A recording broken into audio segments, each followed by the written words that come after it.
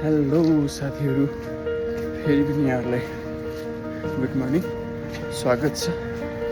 अब अहिले पछिल्लो समय फेसबुकमा जो मोनिटाइज गर्ने क्रम चलिरहेको छ,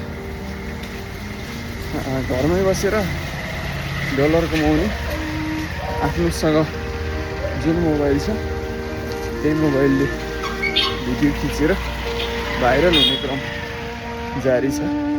सबै साथीहरूले एक आपसमा सपोर्ट गरेर यो डलर चाहिँ नेपालमा अत्याधिक भित्र्याउने भन्ने योजना छ। अब त्यसै अन्तर्गत रहेर मैले पनि खास यो हिजोआज चाहिँ यो विभिन्न किसिमको भिडियोहरू लिएर आएको छु। तपाईँहरूले सपोर्ट गर्नुहुन्छ, कमेन्ट गर्नुहुन्छ, लाइक गर्नुहुन्छ भन्ने अपेक्षा राखेको छु। फेरि पनि विभिन्न अन्य श्रृङ्खला, अन्य पार्टहरूमा सपोर्ट गर्नुहोला। यो लगायत भिडियोहरू थप्दै जानेछु। खास गरी मर्निङ वाक गर्ने क्रममा विभिन्न ठाउँमा विभिन्न किसिमको देख्न सकिन्छ।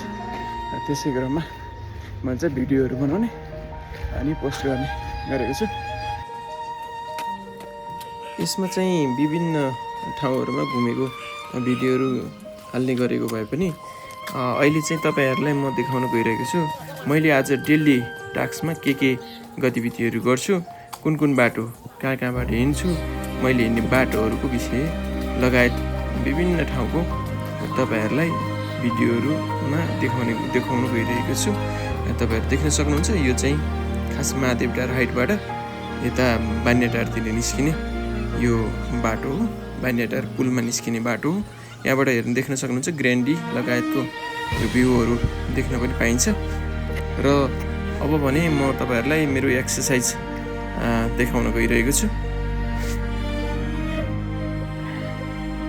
दैनिक रूपमा यसरी मैले गरे जस्तो एक्सर्साइजहरू गर्नुभयो भने पक्कै पनि शरीरमा ऊर्जा मिल्नेछ भन्ने कुरा अपेक्षा गर्न सकिन्छ। तपाईँहरू देख्न सक्नुहुन्छ। भिडियोमा बनिरहनु होला, भिडियो हेरिरहनु होला अन्तिमसम्म। विभिन्न किसिमको एक्सर्साइजहरू गरिरहेको छु। दैनिक शरीरलाई आवश्यक पर्ने, शरीरलाई एक्टिभ राख्नलाई आवश्यक पर्ने एक्सर्साइजहरू तपाईँहरूको माझमा प्रस्तुत गरिरहेको छु। कस्तो लाग्छ प्रतिक्रिया पनि जनाउनु होला। फेरि पनि सल्लाह सुझाव र प्रतिक्रियाको लागि यहाँहरूप्रति आभारी हुने नै छु।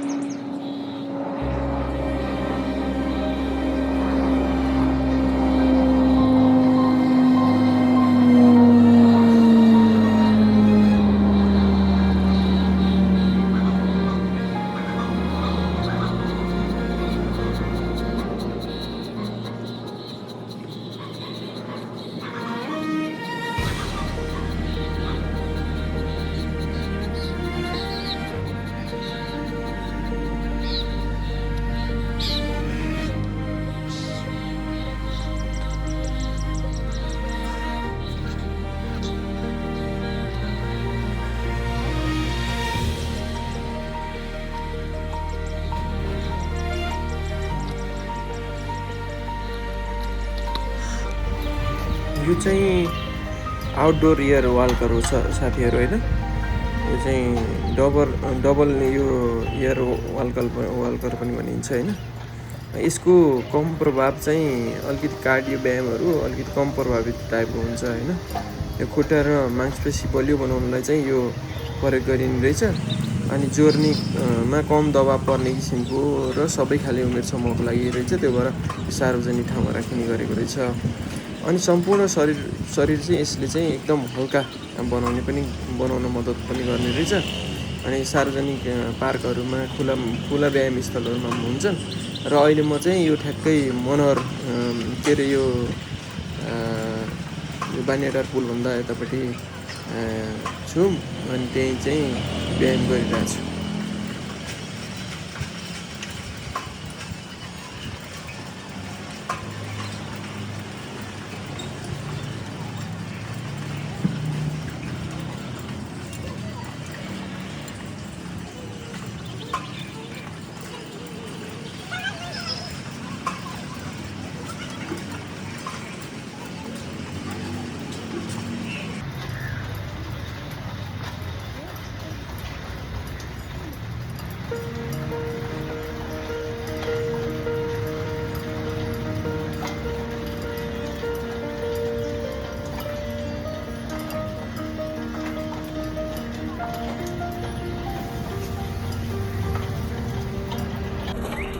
अनि यो अर्को चाहिँ मङ्की बार्स हो, होरिजेन्टल ल्याडर्स भन्छ यसलाई। यो चाहिँ कस्तो हुन्छ भने एकदम माथि समातेर अघि बढ्ने र विभिन्न अभ्यासहरू यसबाट गर्न सकिन्छ। यो उल्टो झुन्डिने, स्विङ गर्ने होइन, लगायत खुला वातावरणमा यो सार्वजनिक ठाउँहरूमा राखिएको हुन्छ। यो पनि यो चाहिँ कस्तो हुन्छ भने हात अलि सुक्खा राख्नुपर्छ, नभए यसबाट अलि चिप्लिएर फेरि लडिन्छ। अनि कुनै तल चाहिँ ढुङ्गाहरू यस्तो कडा वस्तुहरू छ भने पनि अलिकति कहिलेकाहीँ फुत्केर चिप्लिएर लडियो भने फेरि समस्या हुन्छ।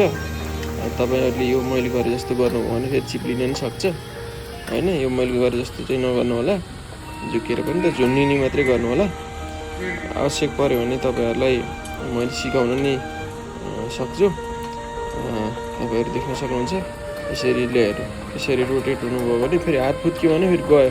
चिप्लो छ भने हात पनि फुत्किन सक्छ।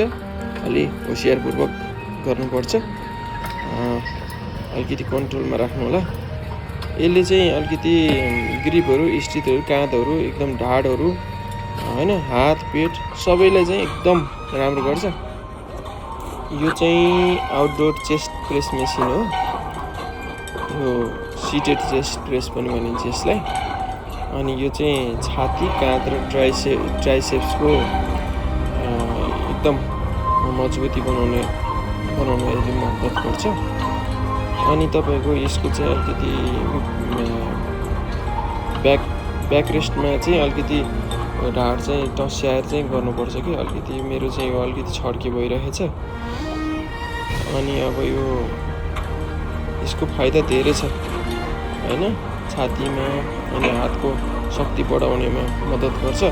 काँध चाहिँ एकदम बलियो बनाउन मद्दत गर्छ। अनि जोर्नीहरू, मांसपेशीहरू एकदम मजबुत बनाउनलाई मद्दत गर्छ। यो चाहिँ सार्वजनिक ठाउँहरूमा राखिएको भएर यसरी यो खालि हामी यो फ्रीमा गरिरहेछौँ साथीहरू होइन। यसरी ल्याएर कस्तो मजाले गर्छु मैले, तपाईँहरू देख्न सक्नुहुन्छ।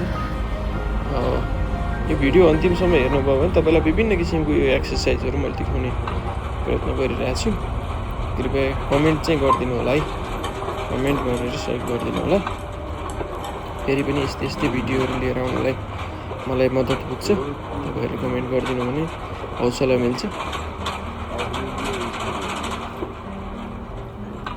तपाईँहरू देख्न सक्नुहुन्छ एकदम अहिले त थकै लाग्यो, बिस्तारै गर्नु पऱ्यो।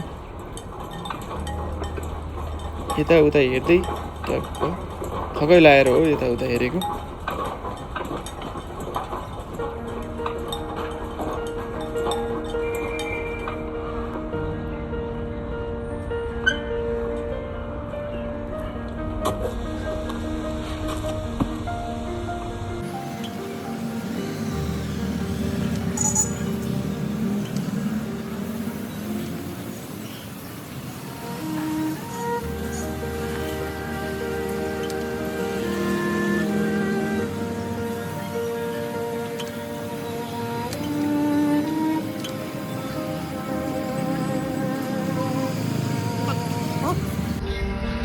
ल साथीहरू, अब भने मङ्की वाक गर्न गइरहेको छु। तपाईँहरू देख्न सक्नुहुन्छ मङ्की वाक यसरी गर्नुपर्छ। हात फुत्क्यो भने फेरि तल भुइँमा झरिहाल्छ है। अलि बिस्तारै गर्नुपर्छ, अलि होसियारीपूर्वक गर्नुपर्छ। ल हेर्नुहोस्, अब म यहाँबाट रोटेट गरिदिन्छु। ल हेर्नुहोस्, यस्तो मजाले म रोटेट गरिदिन्छु कि हैट।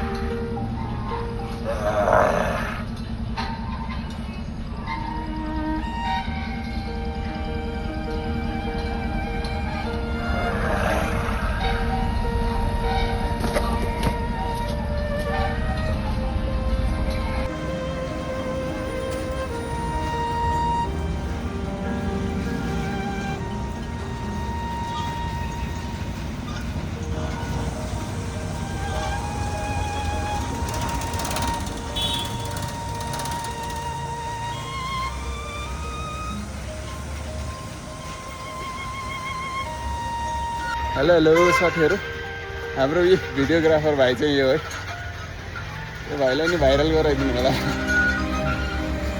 ल आजको दिन सबैको शुभ रहोस्। यस्तै यस्तै भिडियोहरू लिएर आउनेछु। आफूले जे गर्छु त्यसैको भिडियो बनाएर फेसबुकमा हालिहाल्ने हो। जे भए पनि फेसबुक, युट्युब, टिकटक पनि मेरो एकाउन्ट रहेको छ। फेरि पनि फलो गर्न नबिर्सिनु होला, लाइक गर्न नबिर्सिनु होला, सेयर पनि गरिदिनु भयो भने तपाईँहरूप्रति आभारी हुनेछु। Thank you. आजको टास्क सकिएको छ साथीहरू। आज मर्निङ वाकमा धेरै एक्टिभिटी गरियो अरू दिनभन्दा। तपाईँहरू देख्न सक्नुहुन्छ। खासमा एकदम सुरुमा चाहिँ बहुत गाह्रो हुन्थ्यो। मर्निङ वाक जानलाई कन्टिन्यू भइसकेपछि चाहिँ अहिले चाहिँ एकदमै आनन्दको अनुभूति हुन्छ।